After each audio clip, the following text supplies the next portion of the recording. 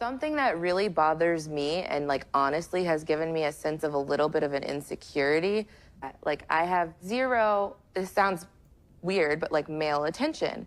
And so then like I begin to internalize it and I'm like, is something wrong with me? You're not looking. What, You're not like, looking. I don't want it, but it'd be nice to know that like someone's looking. Girl. So this is the video that everybody's talking about. This is the video that everybody's sharing. And of course, everybody's like either trying to defend Aisha or trying to, you know, bash her. And I wanted to make a video to sort of point out some facts and some fucked up truths as to what could have possibly led her to get to this conclusion. You know what I mean? Or to say some shit like that. You know, you got to keep in mind that Aisha and her husband have been together since they were in high school. You know, she probably doesn't know any other men like that, or probably hasn't been with any other men sexually. So maybe a part of her feels like she's been missing out on exploring. You know, that's one. I get it, Aisha. You skipped your little whole stage, you know. A lot of women have, but that doesn't still justify it. I never had a whole stage. I'm single right now, and I'm still not wanting a whole stage.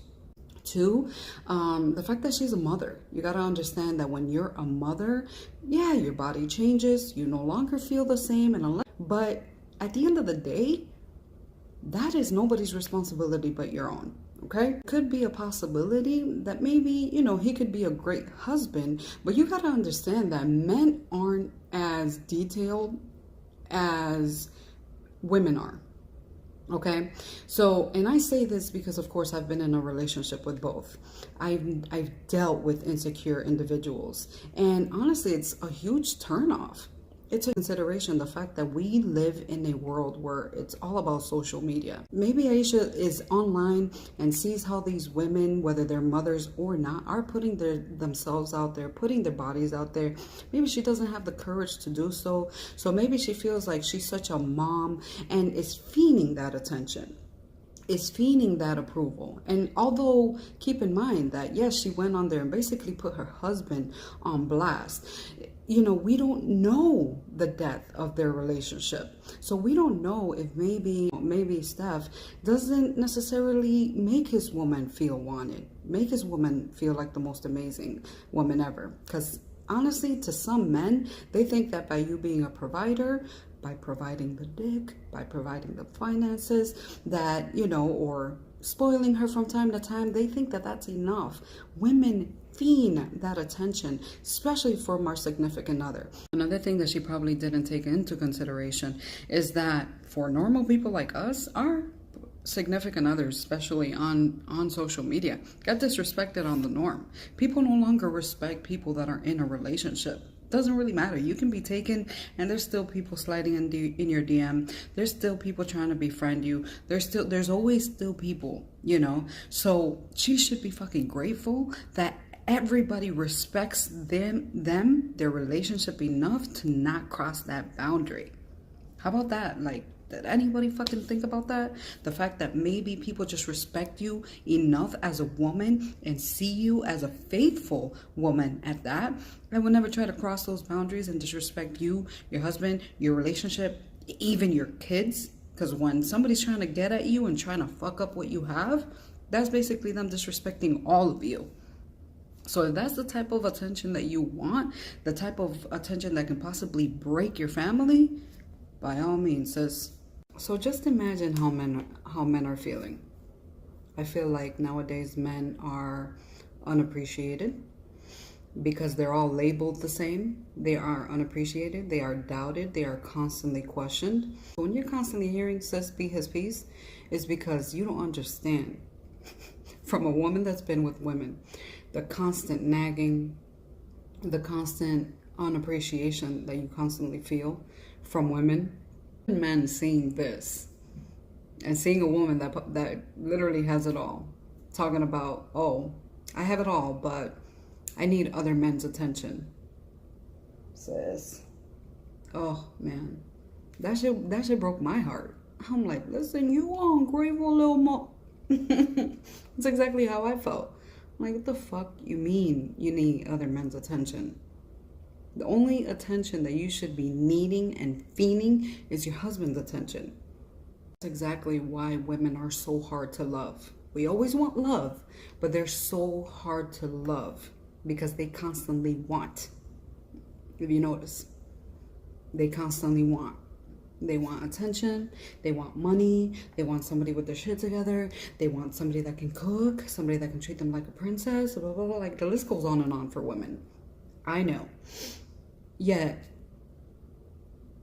let the tables turn. What do you got to offer, sis? I mean, this is talking about women in general, because it's clear as day that Aisha got her shit together in general. They always have this long-ass list of requirements, yet they think that looks is what's going to continue to have them pass by. Nah. One of the worst things that women can possibly do is assume that men know how we feel. We need to be able to communicate these things to men. They literally, you know, I'm sorry, but men are very... You know, they're a little slow. They're a little slow when it comes to understanding what women want and what women need. And women are so busy trying to portray, you know, that they need all this other irrelevant shit that they feel like every woman wants and fiends the same thing. That we have all of these insecure, empty, hurt, betrayed individuals looking for that healing, looking for that validation from somebody else. So they get into relationships being, you know, feeling incomplete, expecting somebody else to complete them. That's where you got it all fucked up, sis. Nobody is here to complete you. You need to first complete yourself and be able to offer that full version of yourself to another full version of somebody else. No. We live in a generation where we have so many women lost as fuck trying to be people that they're not.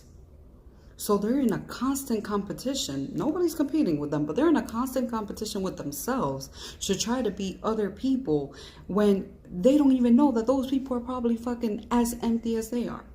I wonder why men cheat. You know?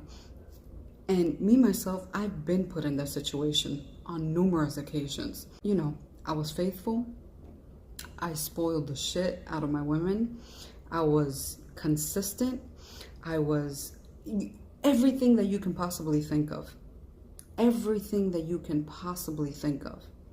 And it was never enough. We make it a personal task to continue to exceed ourselves and go above and beyond. And eventually, guess what, Aisha? Like, that shit gets tiring. That shit gets exhausting. And it gets to the point where, you know, you start to doubt yourself and think like, damn, what more can I possibly do? So you get into this vicious cycle of trying to prove somebody wrong, trying to prove them like, yo, this is it. You are the one. You are the most beautiful person on this fucking planet. I don't give a fuck about the rest of the world. It's you. It's always been you. And it's still not enough. So I've been a perfect witness of what it's like to feel like that. And if you don't get your shit together, this man will leave you. Doesn't matter whether you guys got kids together, whatever the case might be, he will leave your ass. It still does not justify you putting everything at risk because of your personal fucking emotions that you clearly can't control on your own. You know, and it gets tiring. It gets tiring of trying to constantly validate somebody that does not even see their worth. You know, it's sort of pointless at the end of the day, because not only is it not our responsibility to make you feel beautiful and take care of yourself and want to feel wanted, it's not our responsibility. Because if you don't believe that, it doesn't matter, man. It can be Barack Obama himself to come and tell you, girl, here's $1 million. I love you. You are the woman of my dreams. If you don't believe that shit from inside, you're never going to believe it. And it doesn't matter. It will not matter how much somebody else does for you. It will never be enough. So if you're listening to this shit right now and you are either a man or a woman, I highly recommend you to find yourself before you find somebody else.